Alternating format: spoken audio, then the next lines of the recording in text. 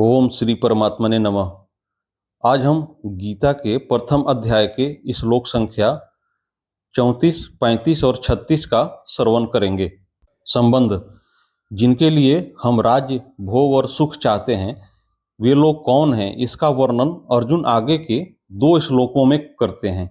आचार्याः पितरः पुत्रास्तथैव च पितामहाः मातुलाः स्वसुराः पौत्राः श्यालाः सम्बन्धिनीस्तथा एतान् हन्तुमिच्छामि अघ्नतोऽपि मधुसूदन अपि त्रैलोक्यराज्यस्य हेतोः किंनु मही कृते।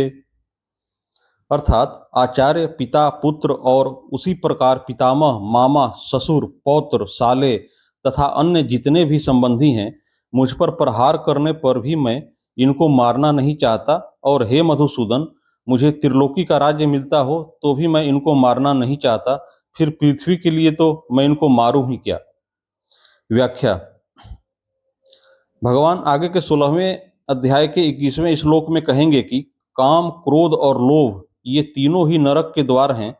वास्तव में एक काम के ही ये 3 रूप हैं। ये तीनों सांसारिक वस्तुओं, व्यक्तियों आदि को महत्व देने से पैदा होते हैं। काम अर्थात कामना की 2 तरह की क्रियाएं होती है, इष्ट की प्राप्ति और अनिष्ट की निवृत्ति। इनमें से इष्ट की प्राप्ति भी 2 तरह की होती है, संग्रह करना और सुख भोगना। संग्रह की इच्छा का नाम लोभ है और सुख भोगने की इच्छा का नाम काम है। अनिष्ट की निवृत्ति में बाधा पड़ने पर क्रोध आता है, अर्थात भोगों की संग्रह की प्राप्ति में बाधा देने वालों पर अथवा हमारा अनिष्ट करने वालों पर, हमारे शरीर का नाश करने वालों पर क्रोध आता है, जिससे अनिष्ट करने वालों का नाश करने की क्रिया होती है। इससे सिद्ध हुआ कि युद्ध में मनुष्य की 2 तरह से प्रवृत्ति होती है, अनिष्ट की निवृत्ति के लिए अर्थात अपने क्रोध को सफल बनाने के लिए, और इष्ट की प्राप्ति के लिए अर्थात लोभ की पूर्ति के लिए। परंतु अर्जुन यहाँ इन दोनों ही बातों का निषेध कर रहे हैं। अगर हमारे ये कुटुंबी जन अपनी अनिष्ट निवृत्ति के लिए क्रोध में आकर मेरे पर प्रहार करके मेरा वध भी करना चाहें, तो भी मैं अपनी अनिष्ट की निवृत्ति के लिए क्रोध में आकर इनको मारना नहीं चाहता। अगर ये अपनी इष्ट प्राप्ति के लिए राज्य के लोभ में आकर मेरे को मारना चाहें, तो भी मैं अपनी इष्ट प्राप्ति के लिए लोभ में आकर इनको मारना नहीं चाहता। तात्पर्य यह हुआ कि क्रोध और लोभ में आकर मेरे को नरकों का दरवाजा मोल नहीं लेना है। यहाँ 2 बार अपि पद का प्रयोग करने में अर्जुन का आशय यह है कि मैं इनके स्वार्थ में बाधा ही नहीं देता तो ये मुझे मारेंगे ही क्यों। पर मान लो कि पहले इसने हमारे स्वार्थ में बाधा दी है, ऐसे विचार से ये मेरे शरीर का नाश करने में प्रवृत्त हो जाएं, तो भी मैं इनको मारना नहीं चाहता। दूसरी बात, इनको मारने से मुझे त्रिलोकी का राज्य मिल जाए, यह तो संभावना ही नहीं। पर मान लो कि इनको मारने से मुझे त्रिलोकी का राज्य मिलता हो, तो भी मैं इनको मारना नहीं चाहता।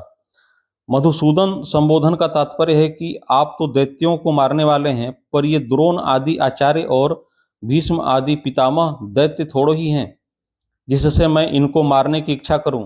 ये तो हमारे अत्यंत नजदीक के खास संबंधी हैं। आचार्याः अर्थात इन कुटुंबियों में जिन द्रोणाचार्य आदि से हमारा विद्या का, हित का संबंध है, ऐसे पूज्य आचार्यों की मेरे को सेवा करनी चाहिए कि उनके साथ लड़ाई करनी चाहिए। आचार्य के चरणों में तो अपने आप को, अपने प्राणों को भी समर्पित कर देना चाहिए। यही हमारे लिए उचित है। पितरः शरीर के संबंध को लेकर जो पिता लोग हैं, उनका ही तो रूप यह हमारा शरीर है। शरीर से उनके स्वरूप होकर हम क्रोध या लोभ में आकर अपने उन पिताओं को कैसे मारें। पुत्राः हमारे और भाइयों के जो पुत्र हैं, वे तो सर्वथा पालन करने योग्य हैं। वे हमारे विपरीत कोई क्रिया भी कर बैठें तो भी उनका पालन करना ही हमारा धर्म है। पितामहाः ऐसे ही जो पितामह हैं, वे जब हमारे पिताजी के भी पूज्य हैं, तब हमारे लिए तो परम पूज्य हैं।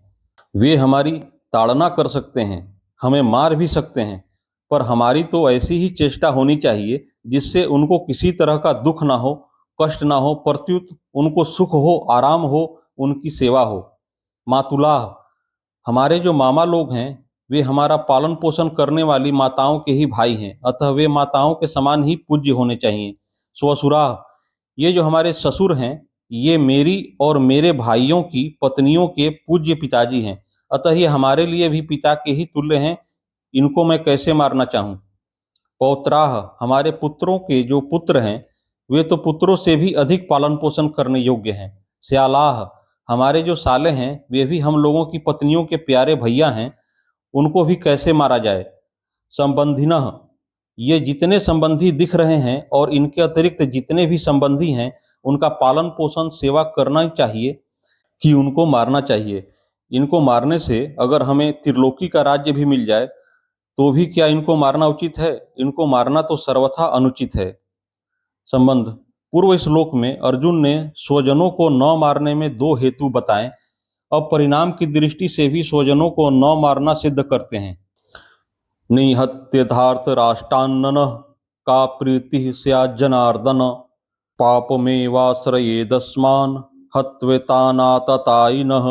अर्थात, हे जनार्दन, इन धृतराष्ट्र संबंधियों को मारकर हम लोगों को क्या प्रसन्नता होगी। इन आतताइयों को मारने से तो हमें पाप ही लगेगा।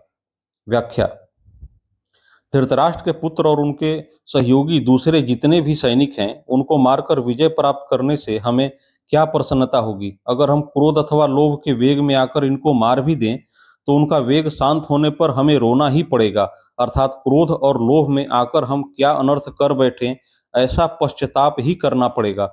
कुटुंबियों की याद आने पर उनका अभाव बार बार खटकेगा, चित्त में उनकी मृत्यु का शोक सताता रहेगा। ऐसी स्थिति में हमें कभी प्रसन्नता हो सकती है क्या? तात्पर्य है कि इनको मारने से हम इस लोक में जब तक जीते रहेंगे तब तक हमारे चित्त में कभी प्रसन्नता नहीं होगी, और इनको मारने से हमें जो पाप लगेगा वह परलोक में हमें भयंकर दुख देने वाला होगा। आतताई 6 प्रकार के होते हैं: आग लगाने वाला, विष देने वाला, हाथ में शस्त्र लेकर मारने को तैयार हुआ, धन को हरने वाला, जमीन छीनने वाला और स्त्री का हनन करने वाला। दुर्योधन आदि में ये 6 ही लक्षण घटते थे। उन्होंने पांडवों को लाक्षागृह में आग लगाकर मारना चाहा, भीमसेन को जहर खिलाकर जल में फेंक दिया, हाथ में शस्त्र लेकर वो पांडवों को मारने के लिए तैयार थे ही। द्यूत क्रीड़ा में छल कपट करके उन्होंने पांडवों का धन और राज्य हर लिया था। द्रौपदी को भरी सभा में लाकर दुर्योधन ने मैंने तेरे को जीत लिया है, तू मेरी दासी हो गई आदि शब्दों से बड़ा अपमान किया था, और दुर्योधन आदि की प्रेरणा से जयद्रथ द्रौपदी को हर कर ले गया था। शास्त्रों के वचनों के अनुसार आताताई को मारने से मारने वाले को कुछ भी दोष पाप नहीं लगता, परंतु आताताइयों को मारना उचित होते हुए भी मारने की क्रिया अच्छी नहीं है। शास्त्र भी कहता है मनुष्य को कभी किसी की हिंसा नहीं करनी चाहिए, हिंसा न करना परम धर्म है। अतः क्रोध लोभ के वशीभूत होकर कुटुंबियों की हिंसा का कार्य हम क्यों करें। आताताई होने से ये दुर्योधन आदि मारने के लायक हैं ही, परंतु अपने कुटुंबी होने से इनको मारने से हमें पाप ही लगेगा, क्योंकि शास्त्रों में कहा गया है कि जो अपने कुल का नाश करता है वह अत्यंत पापी होता है। अतः जो आताताई अपने खास कुटुंबी हैं, उन्हें कैसे मारा जाए। उनसे अपना संबंध विच्छेद कर लेना, उनसे अलग हो जाना तो ठीक है, पर उन्हें मारना ठीक नहीं है। जैसे अपना बेटा ही आताताई हो जाए तो उससे अपना संबंध हटाया जा सकता है, पर उसे मारा थोड़े ही जा सकता है। नारायण नारायण नारायण। अगली वीडियो में गीता के क्रमशः श्लोकों का श्रवण करेंगे। इस चैनल को कृपया सब्सक्राइब कर लें ताकि वीडियो मिस ना हो। आप सभी को प्रणाम।